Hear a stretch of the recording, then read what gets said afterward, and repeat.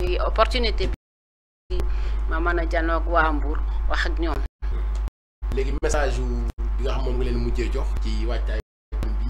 côté violence ak li nga xamante ni nag di nga leen ko wax loolu message bi mu violence Mbour dañuy toog ñi tey jóge fa la ñu roñ ñu indi violence waaye waa Mbour ñëpp dañoo xamante bokk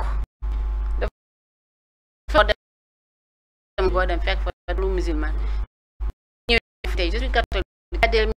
sama biir famille Ndourène Gueye fa laa juddee Ndourène fa laa juddoo donc nekk biir Mbour ba nga xam ni xejul Mbour da nga des ak moom nga ne Mbour ñëpp nga ne Mbour séeréer boo bokk leen di ñaan ñu dal lii ay élection la beesoo ku nekk lu war ñu ne ñu jigee suñu bokk suñu dëkk bi. merci beaucoup lu ñëpp bokk nag kenn waru ko lekk ci kopp nañu xam ni Sénégal ñoo ko tam ñoom ñoo ko moom di ko defar ak lu ko war a mën a tax. honorable sénatrice Anne Marie Dione tey parti gis bu Papa itam nekk ci wàllu di liggéeyal Silla ñu jaajëfal ko bu